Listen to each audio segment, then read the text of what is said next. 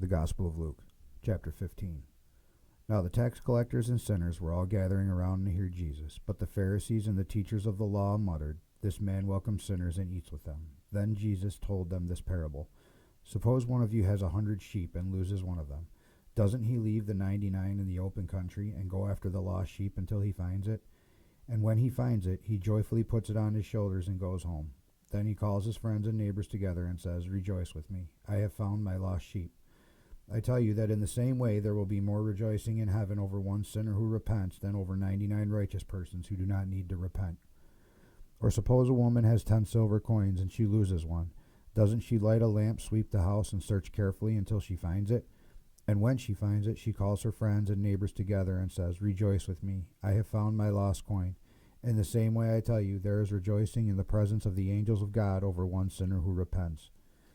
Jesus continued, "There was a man who had 2 sons. The younger one said to his father, 'Father, give me my share of the estate.' So he divided his property between them. Not long after that, the younger son got together all he had, set off for a distant country, and squandered his wealth in wild living. After he had spent everything, there was a severe famine in that whole country, and he began to be in need. So he went and hired himself out to a citizen of that country, who sent him to his fields to feed pigs. He longed to fill his stomach with the pods that the pigs were eating, but no one gave him anything. When he came to his senses, he said, 'How many of my father's hired servants have food to spare, and here I am starving to death? I will set out and go back to my father and say to him, Father, I have sinned against heaven and against you.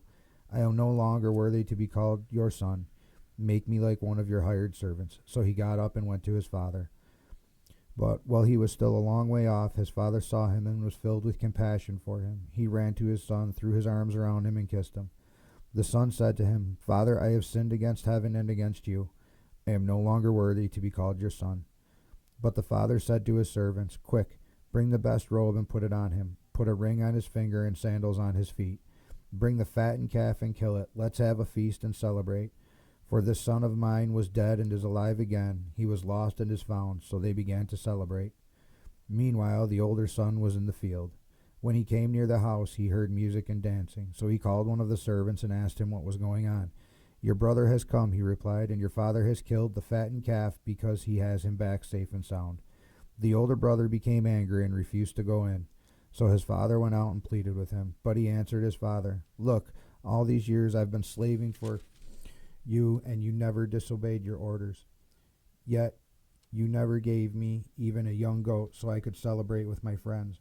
But when this son of yours, who has squandered your property with prostitutes, comes home, you kill a fattened calf for him?' 'My son,' the father said, 'you are always with me, and everything I have is yours. But we had to celebrate and be glad, because this brother of yours was dead and is alive again. He was lost and is found.'"